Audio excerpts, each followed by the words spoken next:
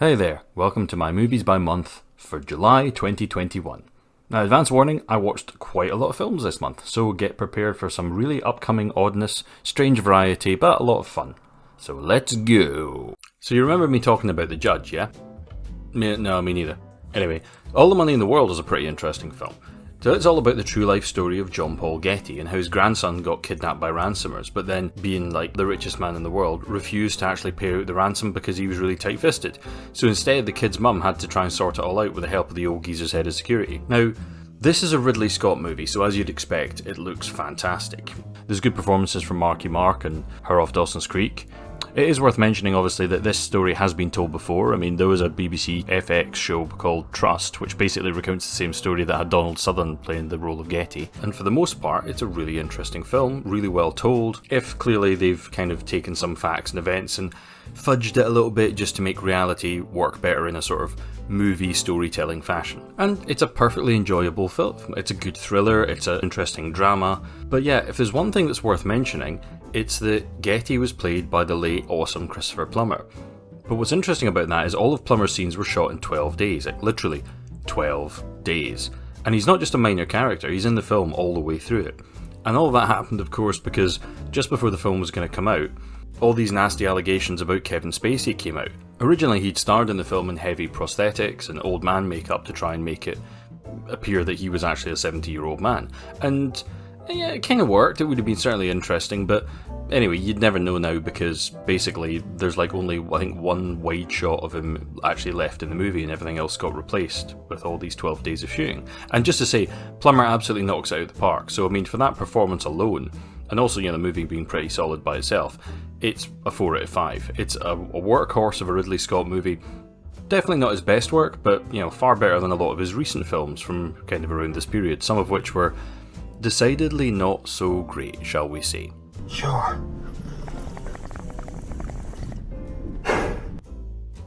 Lapsis was a recent indie movie I saw set in the near future where everybody's using a new type of quantum technology computer connected by giant cubes that with magnetic wires between them all out in the middle of the woods. So for kind of easy work, people can freelance contract to walk through these woods laying cables for this future super network. And look, I know this doesn't actually make any kind of sense if you think about it, but the film itself is a quirky, interesting wee mystery, a bit like a feature-length episode of Black Mirror or something like that. So you're not really supposed to take it literally seriously how this works, because that's not really important. But anyway, Ray, the protagonist of the film, he decides to get this job to help pay for his sick brother's hospital care. And he meets some other cablers out in the woods, but also uncovers some really strange issues and some sinister attitudes towards him. And the film really teaches you about how the gig economy is really stacked against workers, because honestly, that's really what the film's about. I mean, it's a big metaphor.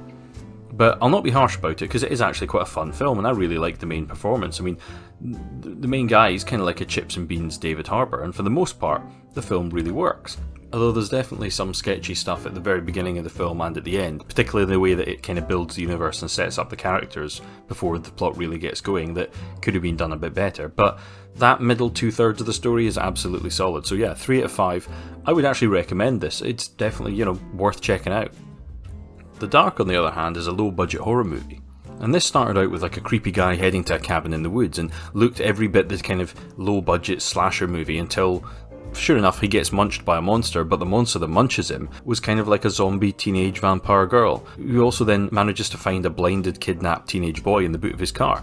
And it turns out she's actually kind of lonely, and so is he, and in between getting to know each other and her killing random cops and woodsmen and rednecks and other random passers-by, they form a sort of bond together. And this was actually a pretty interesting wee film, especially for a film that was shot on a shoestring budget.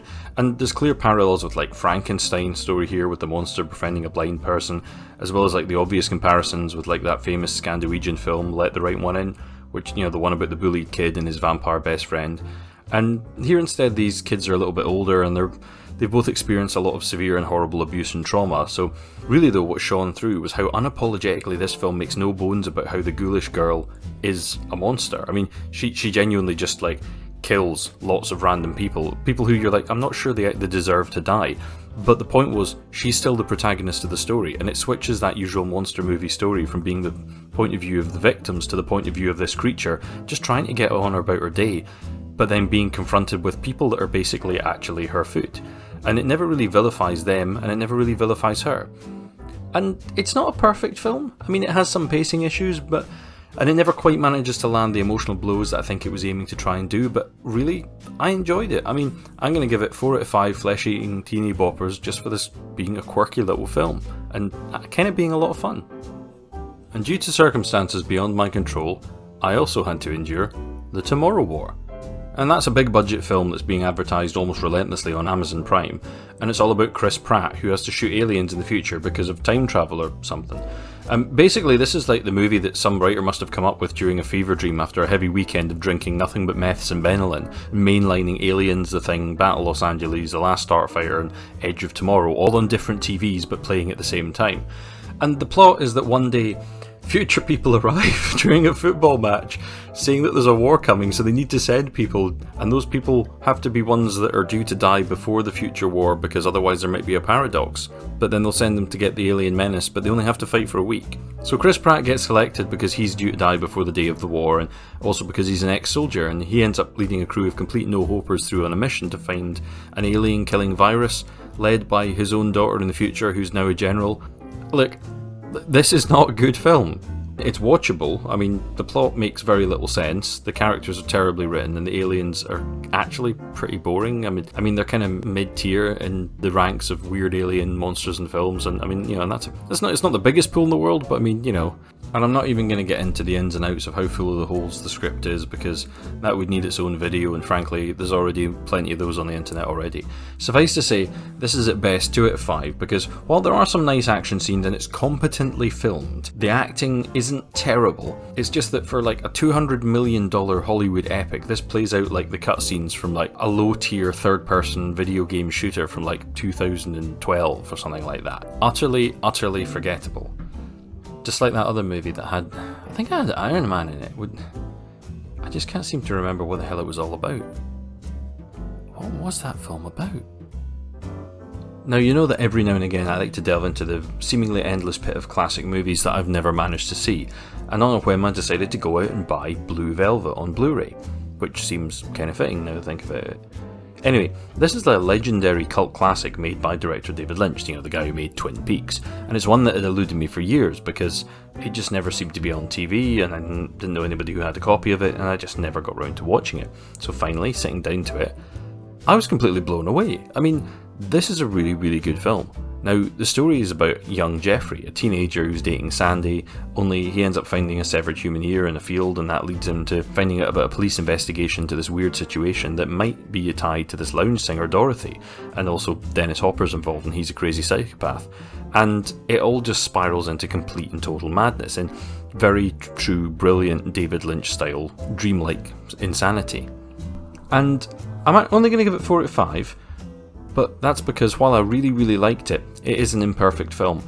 But who knows, that might change on repeat viewings, but I still did find myself just a little bit confused a lot of the time, and not just in a, I'm confused, it'll make sense later, just I think it did drag a little at some points, and it was kind of uneven. But I'm also really curious because apparently there's 50 extra minutes of cut footage that was trimmed out of the film because the studio wanted it to be a lot shorter.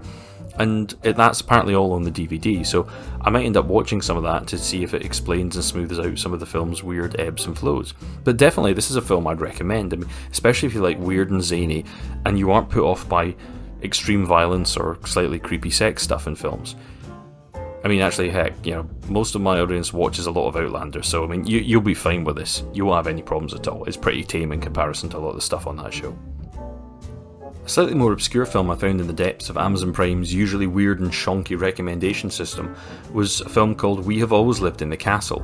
And it was a quirky sort of horror drama written by Shirley Jackson, who's the author who wrote the famous Haunting of Hill House, which has been variously adapted into one really good film, one really bad film, and one really crazy but brilliant Netflix show. And it turns out that We Have Always Lived in the Castle, or Toilette, is generally regarded as possibly her greatest piece of writing.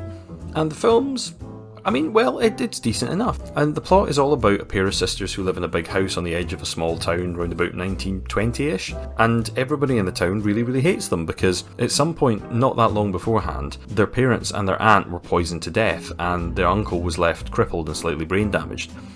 But the conviction never stuck, so both girls were released, and they live their weird existence where kind of prim and proper and slightly introverted and creepy and keeping mostly to themselves until their cousin comes to visit, and then he just won't leave and starts to slowly, bit by bit, take over and start kind of hitting on the older of the two sisters. And it's an interesting concept, but one where I feel like if there is this great genius to it, it's probably in the writing, and that's probably been left on the page. You know a bit like how when they made the movie of James Joyce's Ulysses, the magic of that completely insane stream of consciousness writing never got translated because it's kind of hard to translate all that text when all you've got is just a shot of somebody looking at somebody. And the whole point of the writing is like this weird artful thing. To look up where the fireworks were, and she caught her knee in her hand so as not to fall back looking up. But yeah, anyway, it ended up just being a quite languid story about the life of a guy wandering around Dublin. But yeah, it's not as bad as that, because this is a pretty okay thriller with a quirky bent to it. So yeah, I'll give it 3 out of 5. It's a good film for a quiet Sunday afternoon.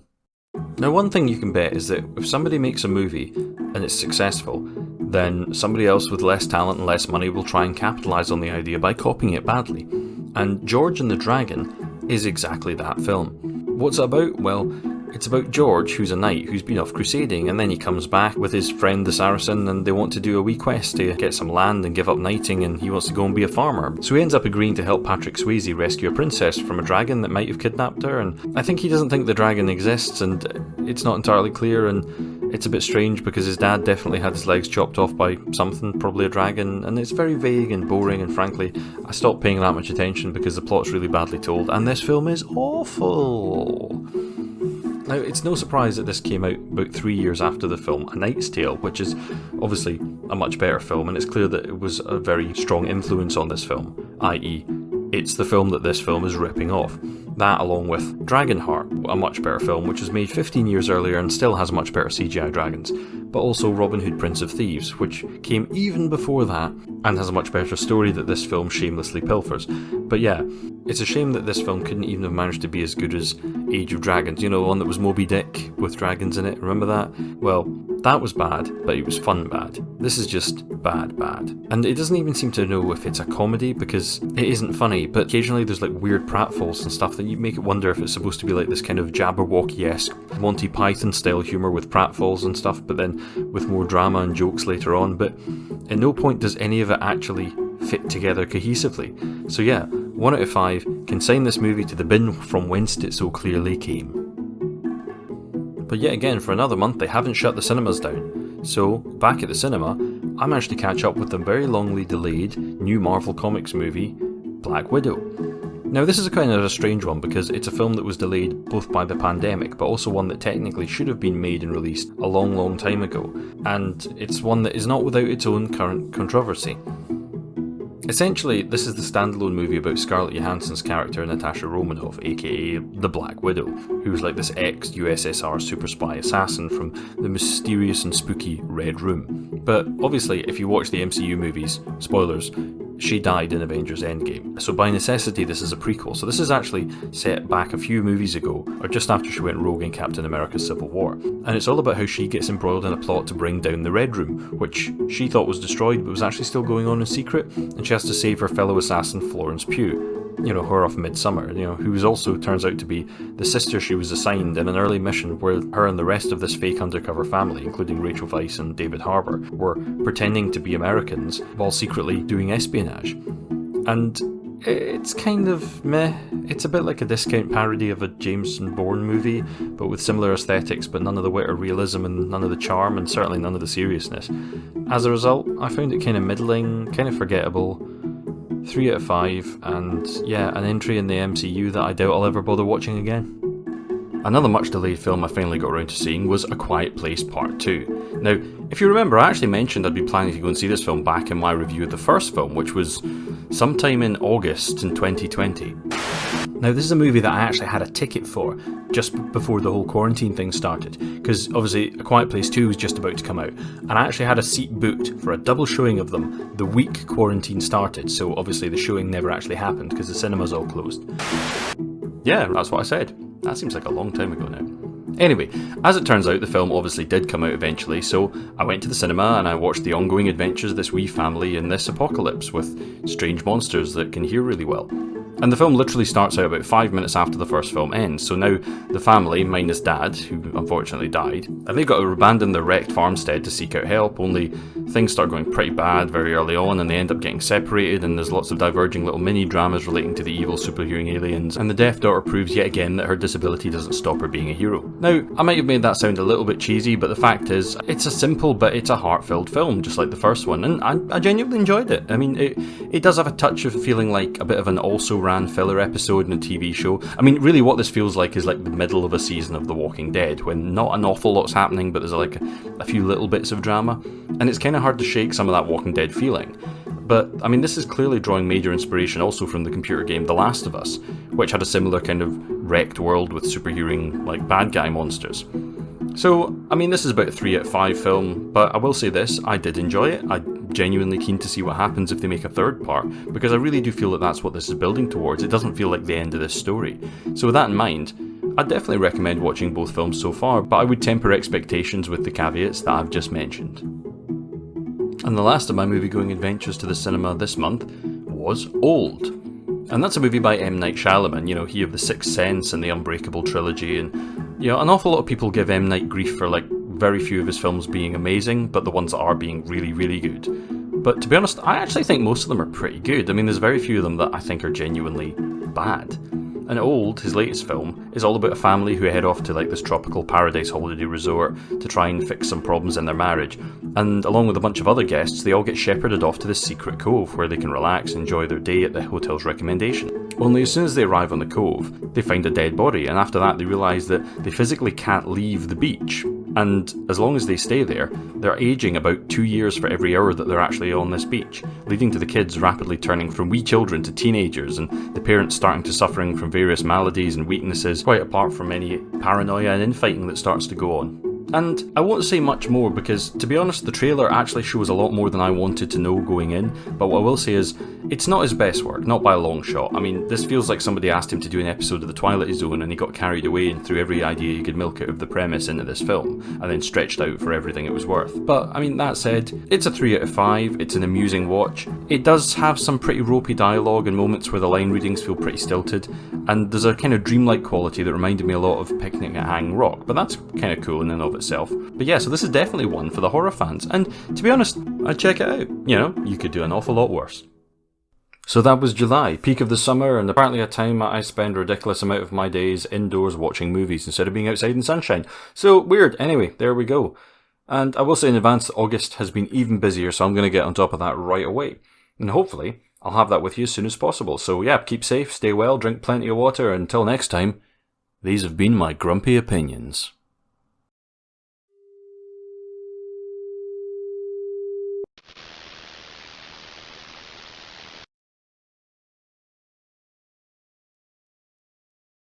And a special thanks to all my patrons, and most especially my top tier patrons, Judith Coloma, Laurie Laporte, and Michelle Forbes.